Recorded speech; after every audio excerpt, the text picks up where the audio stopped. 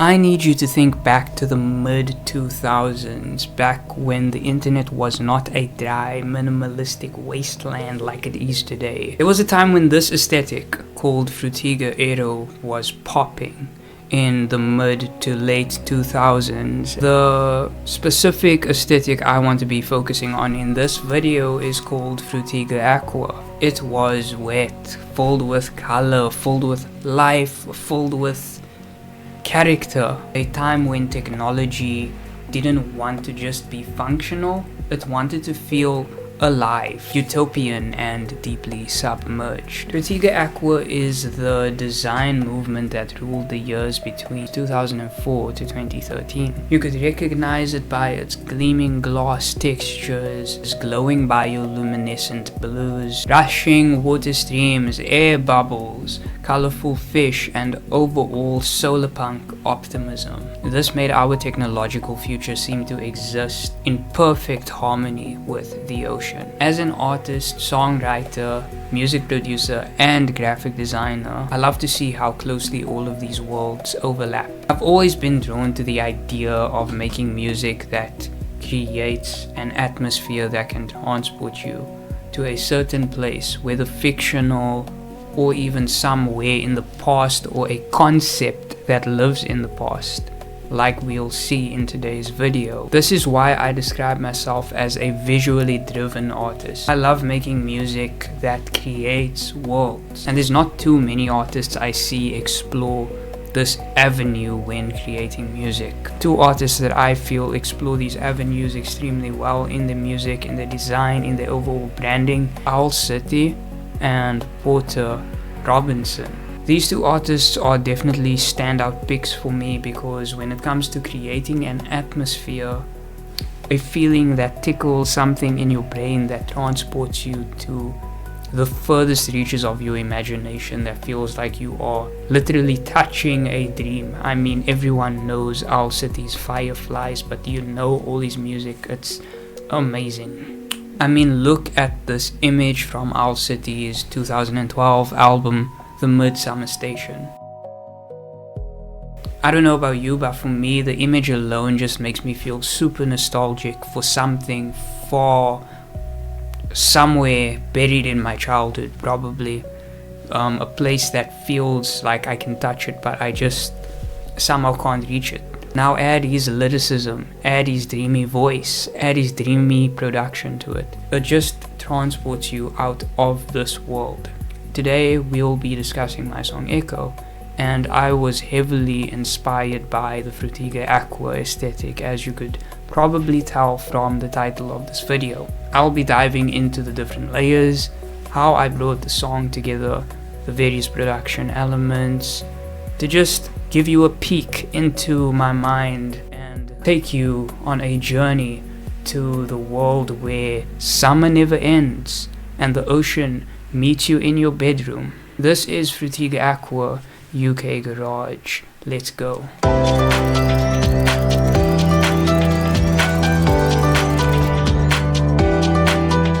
So the place I started off with for the song was the melody.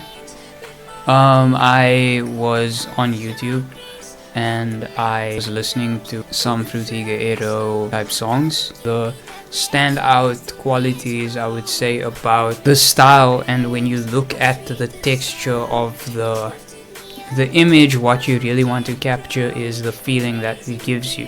What I love about music is that you can easily take an image, the visual, and basically make it into sound. So what I ended up doing was I made this melody.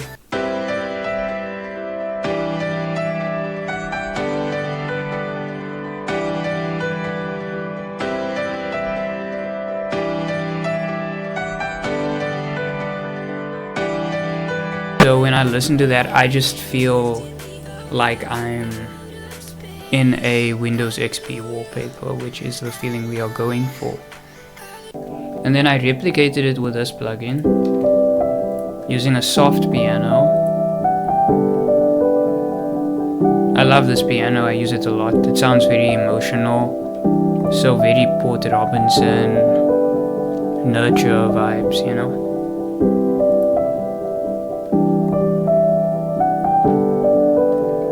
And then I have this music box using labs as well.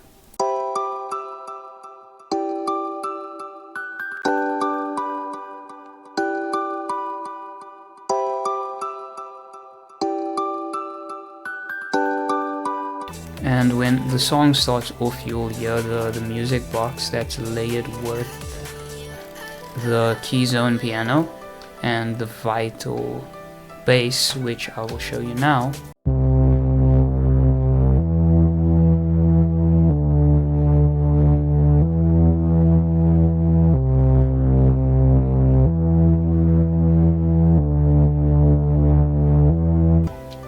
So basically for most of the song, these are the main layers. I didn't layer too much during the song. So basically, this is the main elements that make up the song, and the main thing I feel that captures the identity of the song is the melody. And in this case, that glossy, clean sounding piano is literally capturing the entire Frutiger Aqua vibe and sound that you hear. I layered another bass with this growl bass that you just heard in the drop, and this is using vital as well. And when you layer basses like this, you need to make sure that you are EQing properly. So for this, I know that I used like this dubstep sounding growl so that the lower frequencies don't clash. You have to make sure that you EQ them out so that they are not on the same frequency, because if you layer two basses together, they are going to clash with one another if you do not EQ them. And as you can see, I chopped off the lower frequencies in the sub range over here so that it doesn't clash with the actual bass, bringing the sub and that deep boom that you hear. So this is the growl that makes the difference in the drop, which sounds like this.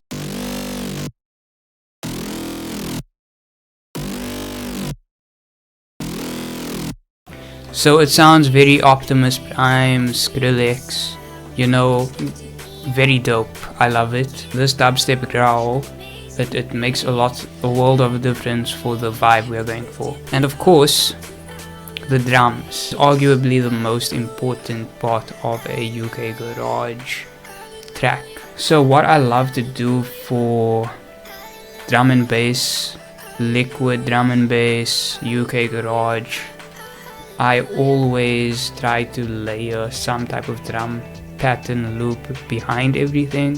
This was a tip that I picked up from Moonboy, which helped me a lot when starting out doing and experimenting with drum and bass, liquid drum and bass. And the first song that we put out back then was called Shallow, and that was the first liquid drum and bass song that I did. It turned out pretty well, hopefully, but let's get into this one.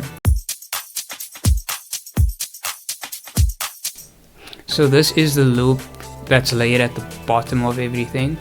And then what I like to do is I love building my own drum patterns, so to just give it more character, you know, because a lot of times this falls in the gaps so that it doesn't feel too empty. It just gives the song a fuller feel. So this sounds dope. I think the original BPM of this loop was different, so that's also another thing that I love doing, is just like, I think I got this out of a UKG sample pack over here. There's quite a lot. That's the main loop you'll hear starting the song. It's obviously EQ'd so that it sounds like it's muffled and underwater. That also helps with the vibe that we are going for. The drums over here. So you will see that my drums are quite layered, and then I also have the effects for like that shh, you know, you can check it out. If we're looking at the drums right now, over here we have the snare, kick, snares, 2 snares that are layered. So let's jump into these.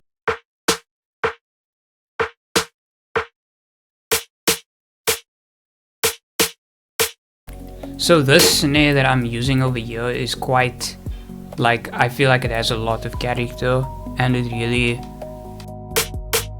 like, in the final product of the song, I was like shocked because I didn't know where I got the snare from, but it sounds amazing. The kick, which just obviously is the kick. So the kick is sidechained to almost every layer, the keys, the bass, and basically sidechaining is what makes the kick stand out in the mix, so it doesn't sound muffled. You can look into that on your own time if you are a producer. And then, okay, the vocal chops are muted here. I made the vocal chops come in the second drop. Okay, this is like some other layers I was busy with that I didn't settle on.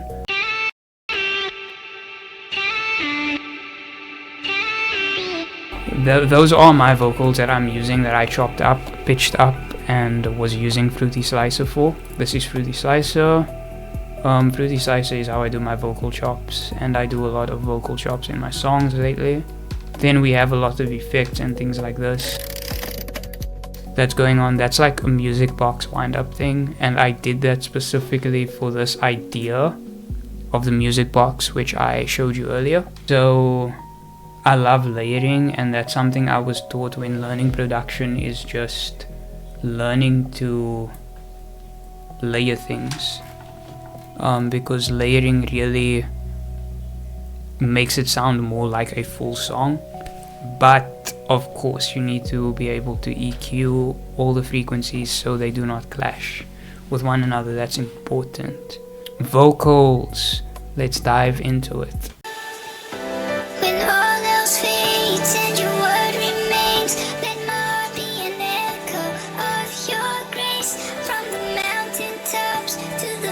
So my vocals here are obviously pitched up like a chipmunk, but it sounds dope. This is also very Porter Robinson, so you can hear the influence going throughout this track. So if you want to hear how I sound without all the effects and without the pitch on my voice, I'll just drop this quickly.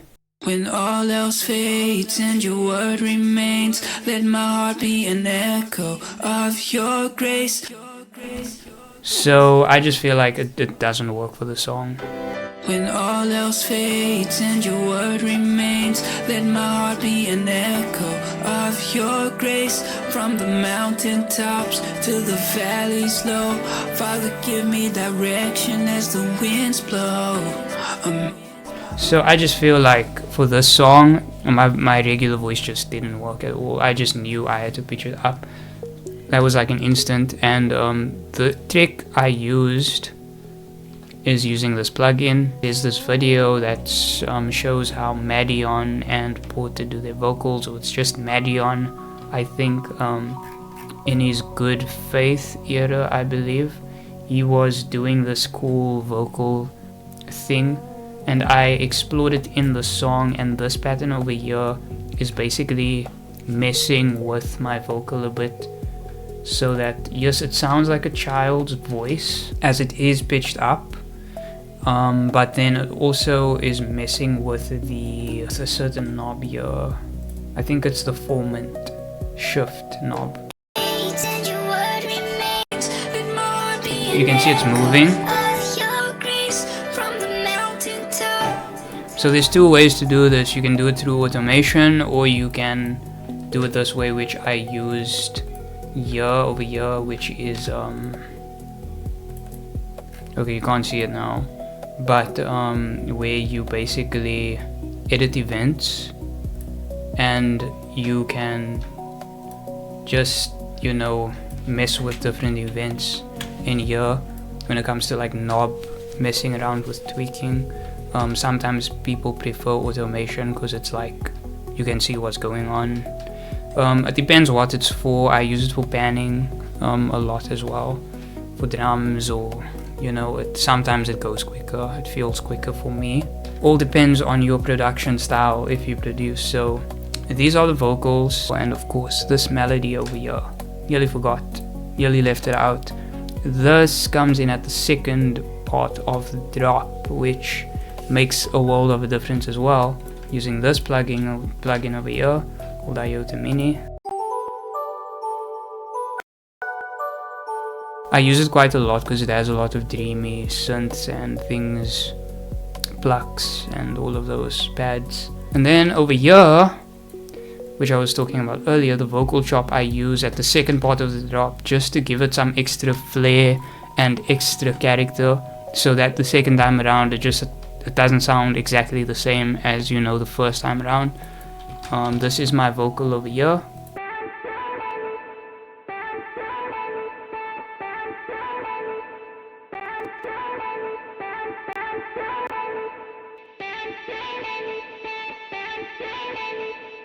And of course I'm using the same vocal that's running through the song, it just works. From the mount, and yeah, so you get the idea. I love doing that, it's quite cool. And yeah, that's basically the song. It's not too complicated. Like, I went a simple route with this song, honestly, compared to some of my other songs, especially for an EDM sounding song, but I feel like it gives it quite a lot of character, even though the layers aren't crazy hectic or anything like that. Yeah, you can stream the song, it's out now on all streaming platforms. Please listen to the song and share it with someone who enjoys this type of music.